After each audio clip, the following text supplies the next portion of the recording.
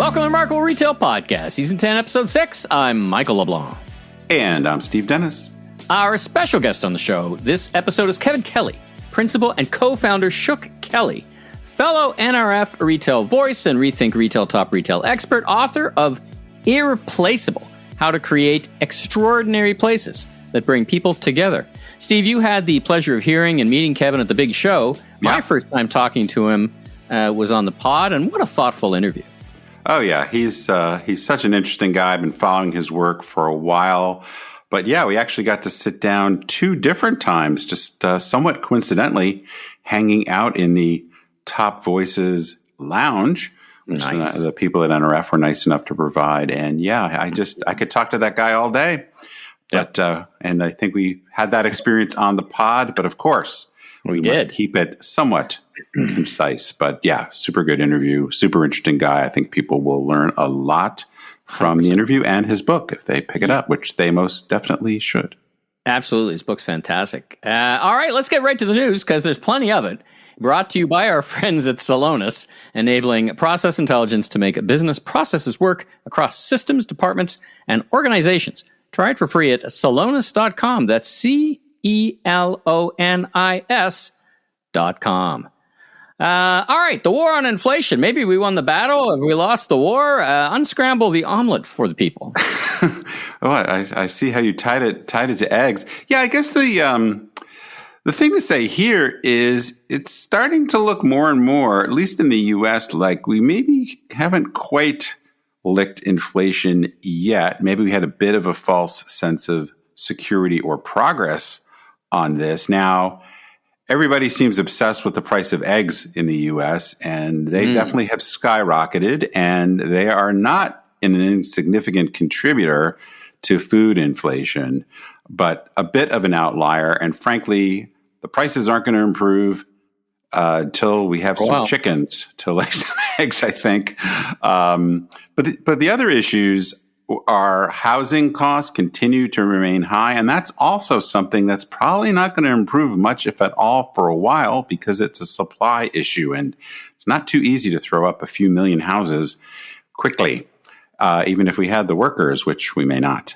And then you have fuel costs, which, as I'm sure most people know, are quite volatile. They're up, they're down, whatever. So that might be just a bit episodic. So we're just not seeing a ton of progress quite yet. And, actually, just one little fun fact, a ray of hope amidst the data. Apparel prices actually deflated during the most recent report. So you can get some good deals, apparently, on apparel, whether that's just a lot of promotional activity or what, we'll see.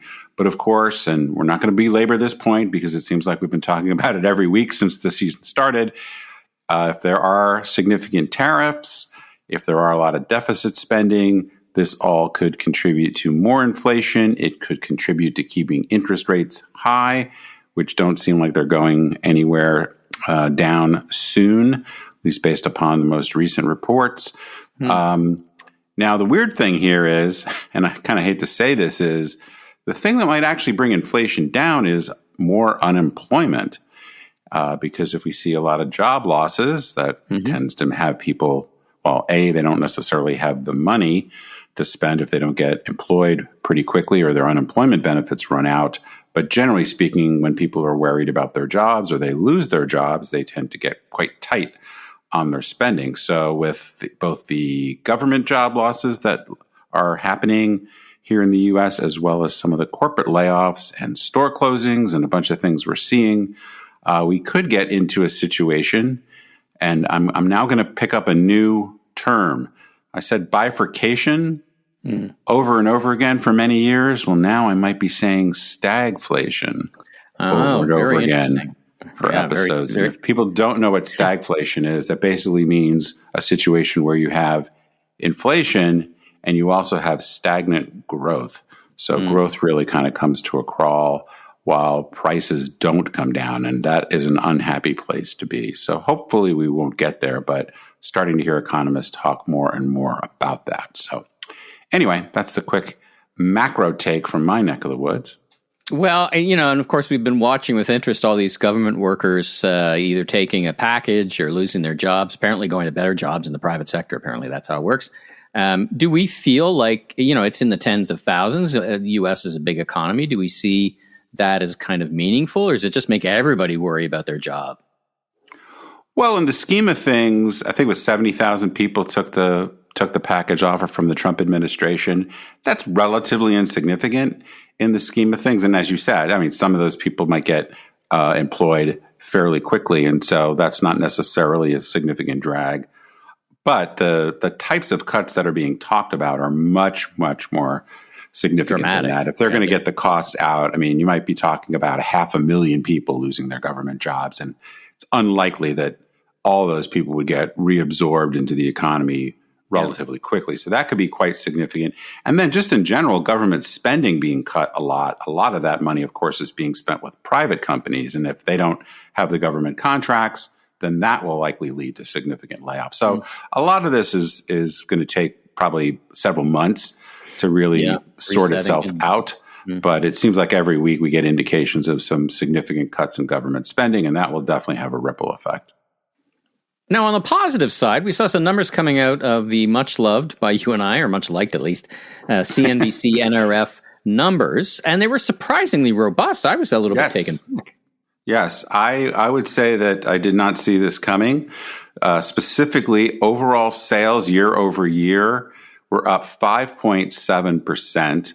That's not a monthly number we see very often, first of all. Second of all, it's quite above the trend we've been seeing in recent months. I think December, which had the benefit of Thanksgiving coming late for holiday sales, was more like 4%. And there were positive year-over-year sales in 7 of the 9 categories they measure. I don't know that I have a great explanation for this. Could be some pull-forward spending, as we've talked about with the tariffs. Could be that the Trump supporters were feeling particularly ebullient and having a spending party, while the Trump haters were drowning their sorrows in a new Birkin bag or something. I don't know. I really don't have a great explanation for it. And every once in a while, some of these numbers get revised, but it's usually the government numbers that get revised, not this particular source of data. So just to, I guess, quickly touch on a couple of categories or sectors that did better. The big winners were online, which was up over 30%, also a number that is way out of line with the trend we've seen most recently. Health and personal care continued to do well. Clothing did well, maybe because of those great prices. General merchandise, which includes the Walmart, Costco, Target, those sort of folks, also quite strong. So I'll be interested to see when we get earnings from those guys. I guess in about a week. I think we'll probably be talking about them next week or maybe the week after. Be interested to see how the whole quarter looks. But then again, same story really for 2 years now. I think that the laggards tend to be the home categories, like building materials, home improvement, that sort of stuff, as well as big ticket things like furniture, consumer electronics, and appliances. Let's talk about earnings. We're not in the peak of the earnings seasons, but we're getting a few spots of information, particularly in the luxury category, a bit of a mixed Birkin bag. Yeah, it was interesting to see kind of a tale of two cities here. One thing we didn't talk about last week was both Tapestry, which is a conglomerate that includes Coach, for example, and Capri Holdings, which includes Michael Kors. Folks may remember they were going to merge, but that deal fell apart. The two accessible luxury conglomerates, I guess you could call them, had really different outcomes the past quarter. Tapestry was very strong, mainly because of great success on the part of the Coach brand, while Capri overall saw their sales down 12%. So clearly there's just some differences there in brand positioning and execution, because in some respects they're very similar businesses, but obviously the results were quite different. And then on the higher end of things, Kering, kind of the big competitor to LVMH, multi-brand, multi-house player, most noteworthy brand there is Gucci. Well, they had another rough quarter, particularly because Gucci's performance was quite bad, sales plummeting 24%. They're making a bunch of changes in management and with their designers there. So we'll see if that makes any difference going forward. But they're also closing 50 stores. And it's been a while since I can remember these European brand houses doing any significant number of store closings. If anything, we've seen them mostly opening stores. So things are pretty rough there. And then My Teresa, who we've talked about a bunch of times, it was a stock that I bought about 6 or 7 months ago and did quite well with that. I probably should have held on to it because it turns out their stock's up like 300% in the last year. But anyway, they delivered a really good quarter, 13% sales growth, very solid profitability. Now, folks may also remember that they are in the process of closing on buying what's known as YNAP, which is Yux and Net-a-Porter. So it'll be interesting to see how the combination, when that all gets done, adds to their overall. Obviously, it's going to add to their sales because they'll be merging those numbers in. But whether that really helps accelerate their trajectory and improves their profitability, we'll see. But I would imagine that should be positive. And then the last one, very quickly, one of our wobbly unicorns. Thank goodness for the music there. It's not as good as a John Mulaney clip, but still very nice. Still, They're a brand we've talked about multiple times since we started the podcast, really struggling for many quarters, but things are looking quite a bit better there. They are reporting improving sales, improving profitability. They managed to push out some of the maturities on the debt they have, so that's giving them more balance sheet flexibility, which is generally a good thing.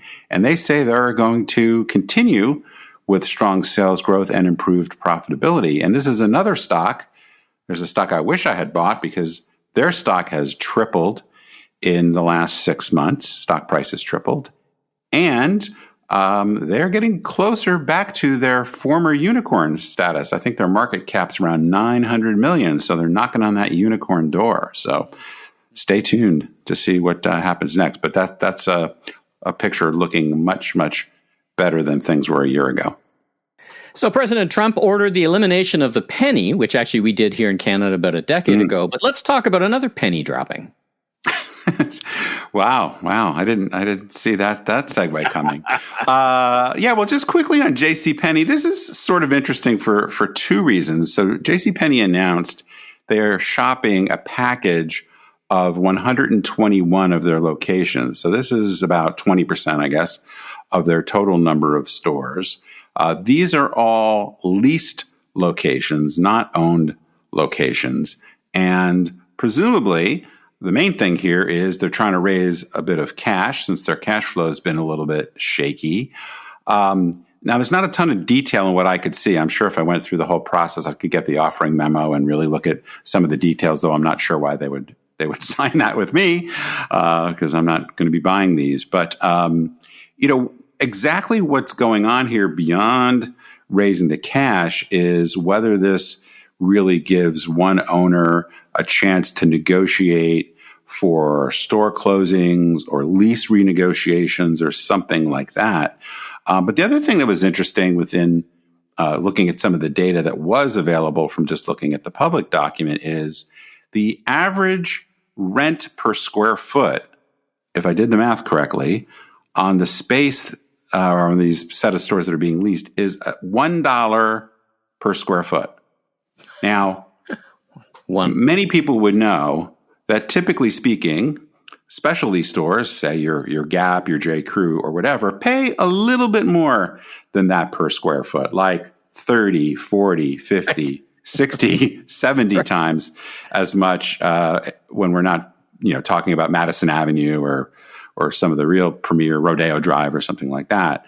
And this gets to a point that I've made before, which is one of the things that is typical of mall anchors is when they signed the deals to go into these malls decades ago, they typically got money from the landlord to build out their stores, and they got lease terms that were extremely favorable, either no rent or very little rent, or in some cases starting with low rent and then paying a percent of revenue as your sales grew.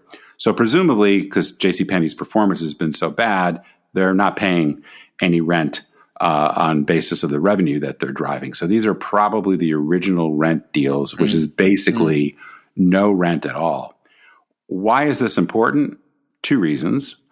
One is this explains why many more department stores haven't closed, because if they paid market rent, they would not be going concerns. If they were paying the rent that Gap was paying or the Louis Vuitton store or whatever, they would be bankrupted at this point.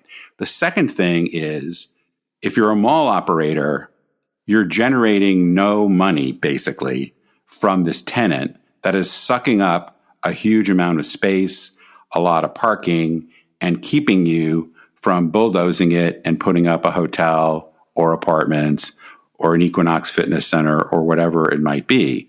But these leases are often, well, virtually always, very long term. So one of the things that's talked about in this document is that several of these leases are in fact getting close to their expiration date.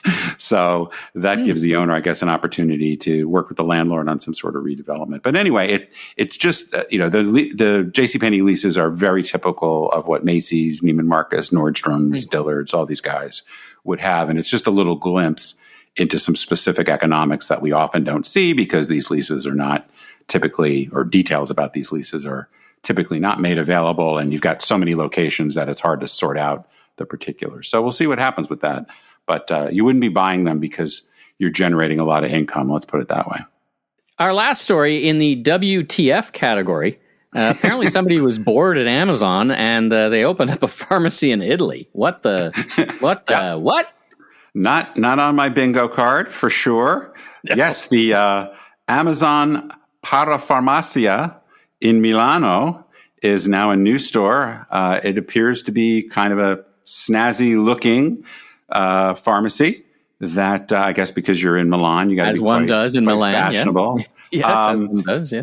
It's a little bit hard to know what to make of this, whether this is just a one-off kind of thing or whether this is just part of the continuation of Amazon's land of misfit toys, where they've got a concept here. Andy, I want to open up a pharmacy in Italy. What did you say? Never mind. Thank you. Yeah, or do you need a reason to go to Italy? Not that anyone needs a reason to go to Italy, but this one, exactly. Get a business write-off, I guess. But yeah, it's, on the one hand, as we often have talked about, Amazon's got so much money and is so committed to experimentation that this could just be one of their little probes, and there's not much to make of it. I, in general, continue to believe that Amazon, big picture, realizes that for them to grow in certain categories at a significant rate, they need to have more physical presence. And so testing out something that might have potential to grow. But it is a little odd to have picked Milan, Italy, as a place for a test store. So I am a little confused.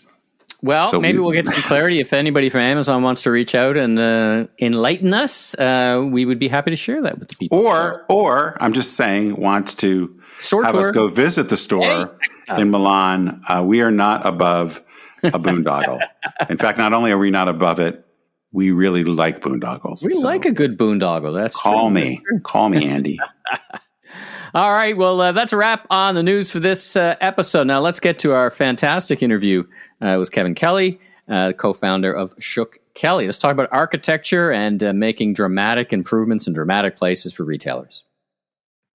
Well, Kevin Kelley, welcome to the Remarkable Retail Podcast. We're so excited to have you on. Where do we find you today?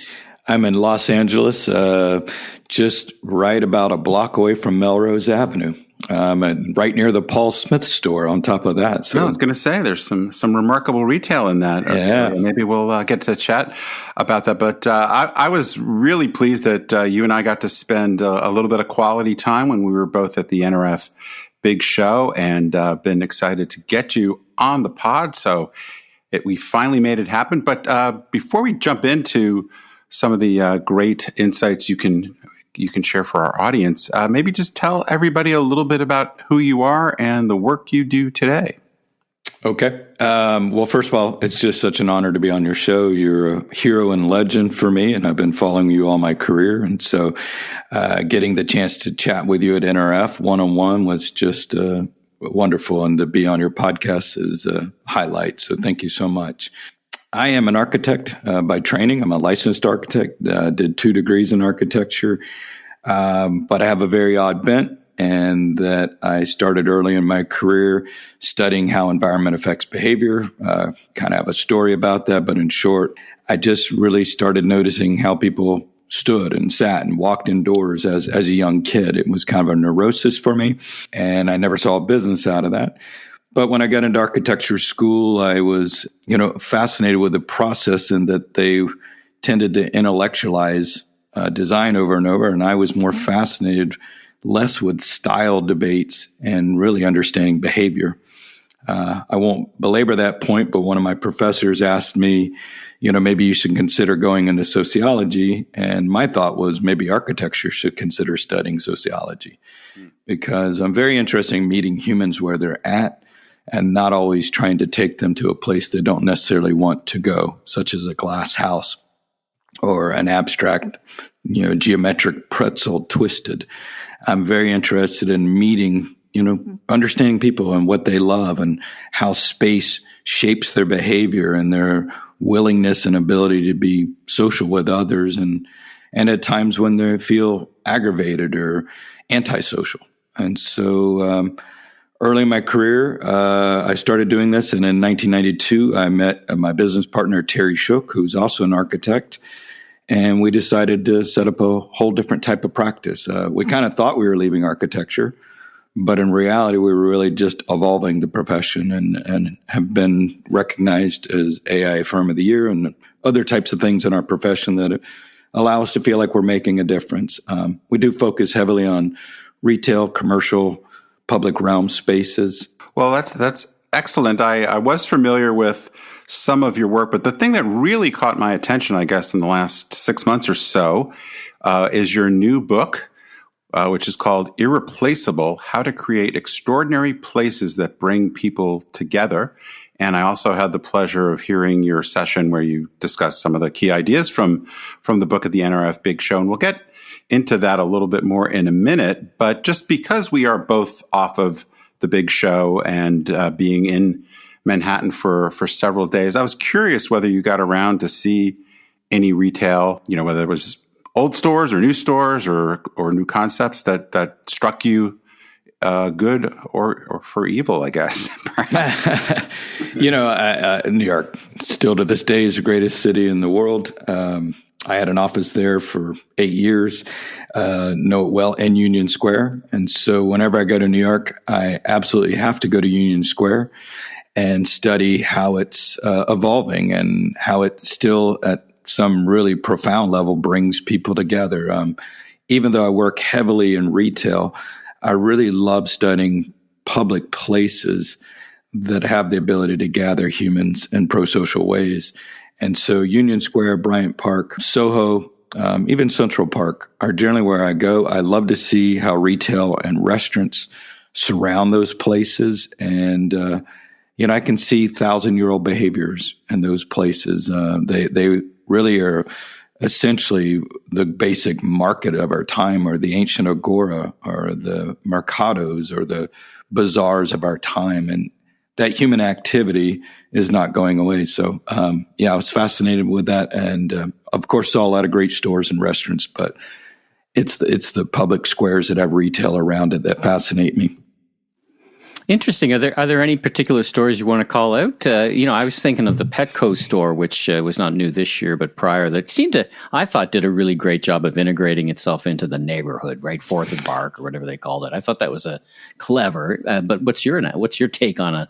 I always go to that. And it hasn't been around that long, but I think it was a stroke of brilliance on their part to triple down on making a big statement and kind of helping change their perception. And you can see the dog lovers and the passion for the topic. People come in that store and they're serious about it, as serious as a Harley rider would be about a motorcycle. Yeah. And of course, there are things I would look at doing differently, but in general, it's such a bold move, and I credit them for making that big decision. Well, fantastic. Let's dig into your book a little bit. So, what inspired you to write Irreplaceable? There's lots of books on the shelf. There's lots of thought pieces out there. Why a book? Why now? And who should read your book? Tell us about what you were thinking. As I mentioned, we started our firm in 1992. And around 2007, 2008, we started noticing differences in behavior. Up to that point, most behavior was pretty universal. The way people walked, the way they waved to people they know, the way they embraced strangers. Our behaviors we could track, throughout time and history and locale to find universal concepts out of it. But we started with the iPhone introduction, Twitter, Facebook, all of the new media that was coming along. We started noticing people, which you've seen online, but we're walking into fountains, into traffic, into parking meters, into each other. And they weren't making eye contact. And this threw a wrench in our studies because we're like, what do we do with that? And it sounds obvious now, but it was kind of new then that we now have this distraction. So it started growing. And of course, the reaction of a lot of people was, it's just young people and this will pass. But of course, it had an impact on everything in terms of attention. And then we live in an attention economy, and attention to place was being pulled away. And now we have this alternative. And I'm a very sober kind of consultant in that I'm not one that says everything must be done through place. I work for most of my clients in their strategy war rooms, and not everything has to be solved through a store or columns or steps or buildings. A lot of times I'm advising on websites or management or, new product introductions. And so I can't be heavily biased on place necessarily. But I did have a real honest question in my mind, which was, what's the impact of this? What's the impact on a business level? What's the impact on a societal level? How does this influence kids? And I thought somebody would write about it, and I didn't see anybody necessarily hitting the issue of what is the fate of place in an increasingly digital age. And Jonathan Haidt's book had not come out yet. And so every time I was talking about this idea, I kind of sounded like a conspiracy theorist, saying, listen, if we don't change this, we're not going to get along as human beings. I mean, if we don't find ways to meet at the public market, to have conversations with strangers at the butcher department, this is going to have an effect. And if our kids, we can't even get eye contact with them, and kids struggle for attention, it's not really the kids that are getting, distracted, as their baby boomer parents that spend up to 7-8 hours a day doom scrolling. That concerned me. And so I really kept waiting for somebody to write about it. And then I said, you know what, I'm going to do something. I'm just going to write something, and maybe a couple of people will read it. It hit deep. It came out a few months before Jonathan Haidt's book came out, and Malcolm Gladwell, Adam Grant, Financial Times, Motley Fool, a lot of people jumped right on it and said, yes, this is an issue that is of concern. So that's what inspired it. Of course, I'd love to rewrite it, but Steve told me I have to wait till the next book to do that. Updated edition. Well, you can articulate some of that here. There's the wonderful element of this media. Now let's talk about let's unpack that a little bit more. You talk about extraordinary, and it certainly, of course, lines up with the whole theme of this podcast and Steve's work being remarkable. When I think of physical spaces, it made me think of this spectrum I often talk about between experiential and efficient. But talk about how extraordinary fits somehow in that, in so many different types of retail, and what does it mean to all types of retail, or do you have a specific line of thinking on that? I'm just so excited that you grabbed that specific word, because it was very intentional and very deliberate and very core to our being. We take it for granted. I'll use an analogy. Maybe it's a better way to start this is, for many generations, we are dependent on doctors to tell us how to live healthy, right? And we've had eras where doctors smoke cigarettes and even recommended eating cigarettes. And that impacts us if the people that are in charge of our health and the leaders make those decisions. Well, the people in charge of physical stores and places are in a handful of elements, but not many. You have the design profession, you have the engineering profession, the contractors, you have the VPs of marketing and the CEOs and the directors of real estate design and construction, but these are the entities deciding. They're the doctors of place, recommending what do we have. And in my profession of architecture, we have this incredible cult of forcing this idea of trying to teach the world to love intellectual concepts and abstract art. And we're constantly trying to take people, as I said earlier, to places they don't necessarily want to go. We kind of inflict this thesis on the public. And we're trying to we don't want them to like truck pulls, and we don't want them to like French's mustard. They have to have Grey Poupon. We want to get rid of all those lowbrow things, and it's universal. Young students go into architecture school and they kind of come out Moonies by the time they're done.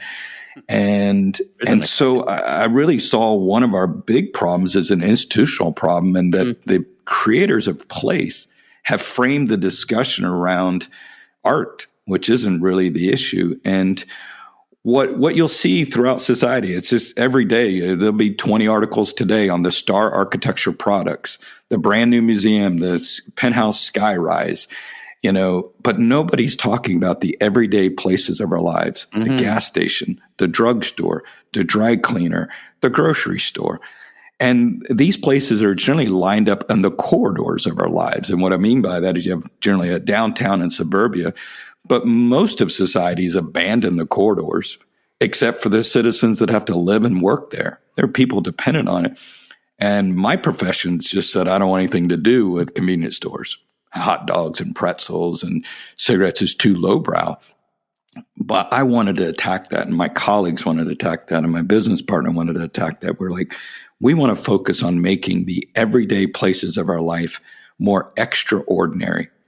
And so that has been a manifesto since we started in 1992, is how can we be highly empathetic to what the people that use these places go through? And, think about the average person, whether they're an elderly couple, whether they're a single mother with 3 kids or a young teen, they will encounter a grocery store or convenience store or a public park way more than they'll ever encounter the Getty Museum or even see a penthouse, a skyrise. And we are not focusing on the real problems of society. It would be as if doctors only wanted to do plastic surgery, which to some degree is happening. But we have to embrace the regular issues of our society. So the word ordinary is very important to us.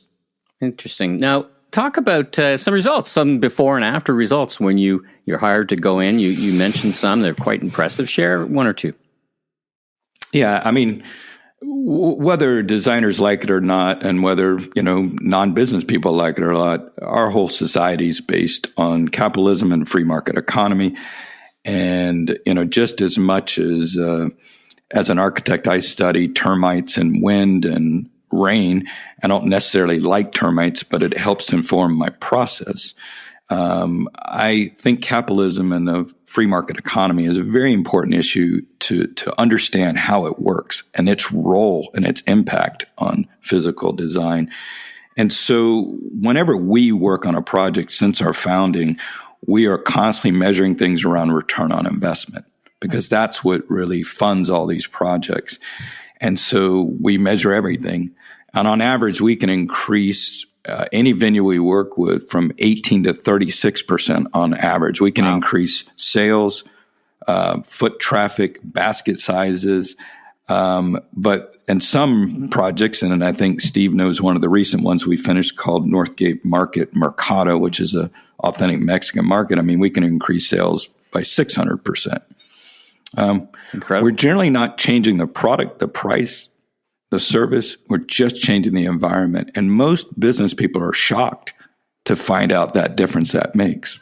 Yeah, that was one of the things that really struck me about your presentation at the NRF Big Show, where you unfortunately in a podcast, we can't, such a visual medium, right, to be able to demonstrate the before and after. And you did a great job of not only showing before and after, but talking about some of these incredible results. I would like to get to that in a second, but one thing, and you kind of touched on this, I think, a little bit when you were talking about your time in New York and the importance of gathering places. But one of the things that's in your book is this, as well as you talked about a little bit in your talk, is what you call the Bonfire Effect. And I thought that's such a powerful concept. Could you just spend a minute or two on what that's about and why it's important? Yeah, thank you, Steve. That's such a great question. I've always been observant, hyper observant. And as a kid, I grew up out in the Everglades swamp areas, and there wasn't anything to do in our dirt road hamlet. And on weekends, there was no memo or no club that went out, but everybody knew we'd drive out into Everglades in these kind of Mad Max vehicles and deal with mosquitoes and alligators and all kinds of hardships to get to this kind of redneck Riviera, this mound that grew up out of the sand. And a self-organizing group at the end of that day would build a bonfire. And a bunch of people that didn't know each other would gather around that bonfire. A bunch of people that ordinarily went to competing high schools and would often get in fights over football or other games. But yet when they were around this bonfire, it was this kind of kumbaya, old Milwaukee, it doesn't get any better moment than this. And I was so fascinated with that behavior. And that concept stuck with me. And as I started studying in more detail what happens to human beings, Carl Jung really wrote a lot about this, and he called it participation mystique. It is this real powerful component that happens when people reach kind of social synchronicity and social bliss with their strangers and other people, and they feel connected to something bigger than themselves. And it oftentimes happens around a recreational feature or park or retail. You can see it in Harley Davidson stores. You can see it in Buc-ee's. You can see it in Tractor Supply. You can see it at a Soul Cycle. And so throughout my life, I've seen these bonfires everywhere, whether I'm on Rodeo Drive in Beverly Hills or I'm out in the woods and the sticks. And so I've been really trying to understand that early in my career and then use that as a component to make retail work. If I could extend that point, I'd say this, and we all know this in the young days of retail or in our younger days in retail, maybe it's a better way to say it. The store was the purpose. We went to the store and socialization happened by accident. But now we can get any product we want. And what is really driving retail now is the socialization. We know all of these outdoor shopping centers and other places that really do great socializing and create that social bliss.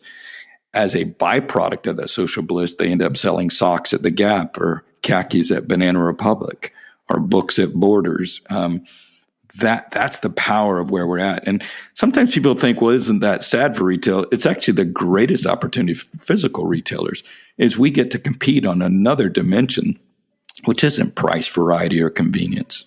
So I know we don't have a ton of time, and of course, people should absolutely get your book and glean all the many, many lessons that they can get from it. But there are a couple principles that you talk about, and in order to create these extraordinary places, are there one or two that you think are particularly easy to talk about and impactful, but also maybe an example or two of retailers that you think are doing, applying these principles especially well, whether they're your clients or not? Yeah, I mean, probably several, but I know we don't have a long time. The number one thing I really tell audiences, business audiences, start with the senses first. There's not an idea in the human mind that doesn't first come through one of our senses. And how we relate to our world is we describe things as slick or rough on the edges or rocky. These words are developed in your language because your senses, it's how a baby learns. It's how we understand the world. And when I go to venues, as I said earlier, they're oftentimes intellectualized over the top ideas that require, reading or thinking too consciously. So the first thing is start with the senses first. And the mercado that I mentioned, the Mexican market we developed, it is a sensory euphoria kind of experience. You go in and it has this cacophony of sounds that really are inspiring and fill your tank. They don't drain your tank. So that is the first and most important thing. I think the second thing that I really try to encourage companies to think about is place is about escaping. It's about becoming a different person. And, we have this ability to go to a movie and imagine that we're a warrior or a gladiator or a pirate. And that's because movies have this ability to transport us to another time and place. which isn't necessarily rational. It's not conscious, but it is a new world that allows us to feel things. When I work with clients, I'm like, you really need to create another realm. You're in the business of creating experience. And oftentimes that gets thought of as theme. For me, it's not about theme. It's literally about getting people to feel a different way in a different place, to elicit emotions. A rule in our firm that you'll hear, or a principle you hear constantly, is how would Alfred Hitchcock design a grocery store? How would Martin Scorsese design a convenience store? And he would start with the drama first. He would start with the values. And so when we're looking at a venue, we break it into scenes. And we don't create 100 scenes in a store. We create 6 scenes that have a beginning, a middle, and an end, a mini climax in each scene. And we always have a value. And you might say a value like how you make your bread, or what your price strategy is, or what your differentiation strategy is. But all of these scenes need to connect together to an overarching story, a moral to the story about how you're changing the world for the better. Because for most of us, the world seems out of balance, particularly in these times. And when you go to a store or you go to a retail place, it's kind of helping you put the world back in order, whether it's an organization store or a healthy organic store or a fashion store. Those are 2. I could go on, but I want to make sure I'm respectful of your time. No, those are great. I guess before I turn it back to Michael, maybe one last question, which I guess I feel guilty maybe framing it up as a negative, but I imagine you run into this quite a bit. Why do you think more retailers don't get this and don't invest and focus as heavily on the storytelling and really making their store experiences much more elevated and much more emotionally connecting? What's the barrier there, do you think? Yeah, it's such a great question, Steve. We have been increasingly heading towards a very linear, concrete, technology-focused society, even in schools, even in the training. So everything now is about the data.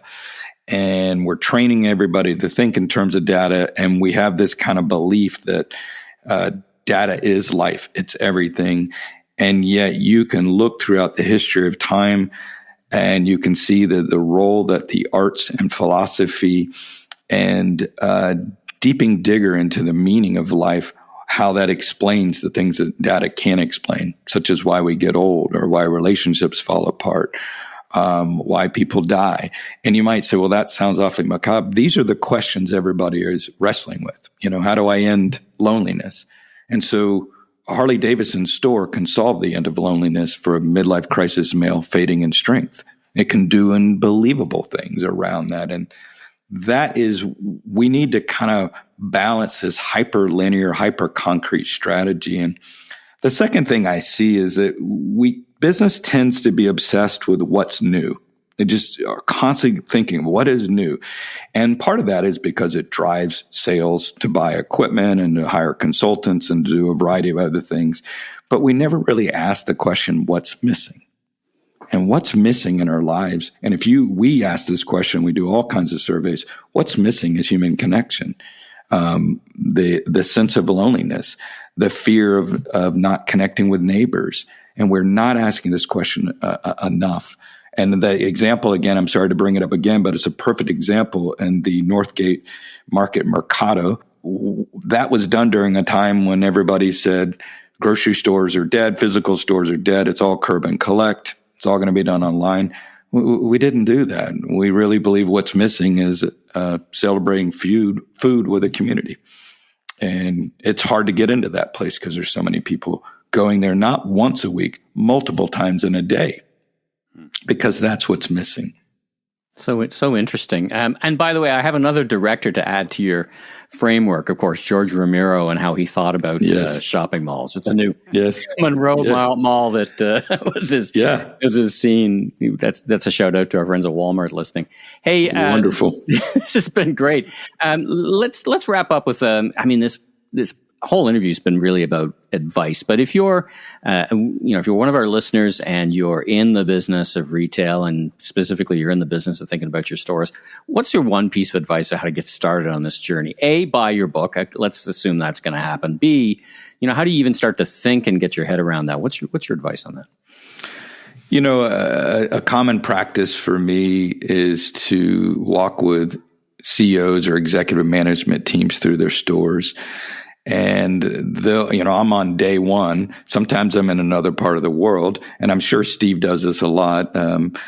Is that I will know more about their store than they know about their store, and I've only been there 20 minutes, and they've been there 40 years.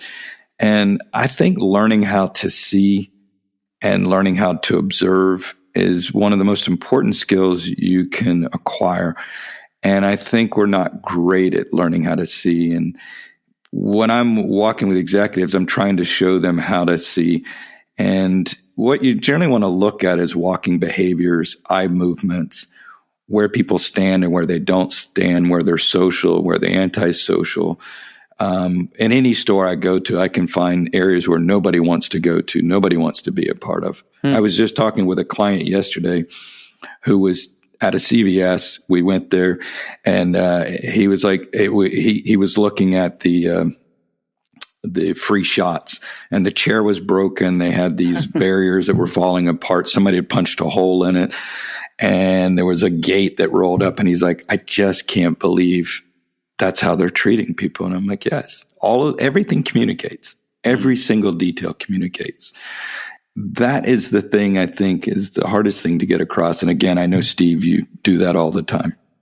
Interesting. Well, as somebody who hosts store tours, I can't support your idea enough. Go see stores, walk the stores, and spend some time in the physical space. How do folks get in touch with you and your firm and wanting to learn more? Yeah, there's a couple ways. LinkedIn's a great place. I use that a lot. I am Kevin Irvin Kelley on LinkedIn, so you can find me there. I should say my last name is always tricky, and that it's Kelley. My email is kevinkelley@shookkelley.com, and so I'll spell that KEVIN KELLEY at SHOOKKELLEY.com.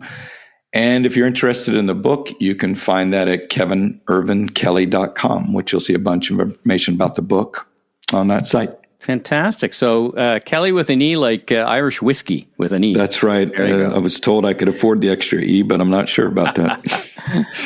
Well, listen, Kevin, it's been such a treat to have you on the pod, and also a treat to get you on. We are fellow NRF top voices, so yes, thrilled to meet. I hadn't had the pleasure of meeting. So fantastic. Likewise. And I love this program. It brings us together. A much bigger coup than you realize for me to get a chance to meet you both, because I've been following you for years, and I thought, wow, this is wonderful. When I got to sit down with Steve and NRF, I just felt like I was in the presence of a legend. In 5 minutes, you're way too nice. I'll send you your check.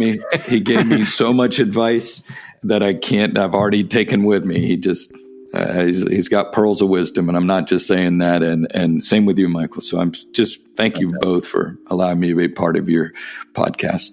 Very good. Thanks a lot. Thanks for tuning in.